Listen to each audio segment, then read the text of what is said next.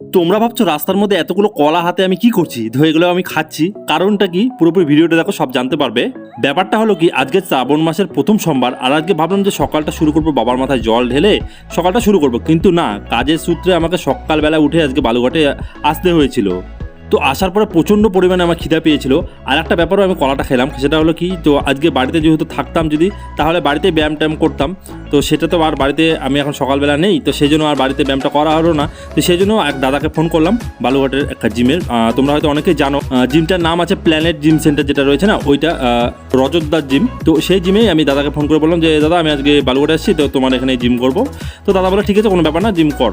তো সেখানে আজকে চেস্ট ওয়ার্কআউট করলাম, আর দেখতেই পাচ্ছ চেস্ট ওয়ার্কআউট করার পরে আজকে কিন্তু হেভি পাম্প হলো, কারণ আমার জিমের মধ্যে এত ইকুইপমেন্ট নেই। আমি জিমের ট্যুর দিব, তোমাদের সাথে সব শেয়ার করবো। তো এখানে আমি মোটামুটি 1-1.5 ঘন্টা ধরে ব্যায়াম করলাম। ভালোভাবে ব্যায়াম ট্যায়াম করার পরে আর একটা কাজে বালুঘাটে আসছিলাম, সেটা হলো তোমাদের দেখাচ্ছি। তো এই যে দেখতে পাচ্ছ এই জিনিসগুলো ভালো করে দেখাই। হ্যাঁ, এই জিনিসগুলো যেগুলো দেখতে পাচ্ছ এগুলো হলো আমার জিমের ছেলেপেলেদেরই পিনাট বাটার রয়েছে, তো তারা কিছু নিয়ে আসতে বলছিল, তো সেগুলো একবারে নিয়ে যাচ্ছি। আর আজকে যেহেতু সকালবেলা ভাবলাম যে বাবার মাথা জল ঢালতে, সেটা তো হলো না, এখন দেখি বাড়ি গিয়ে জল ঢালতে হবে।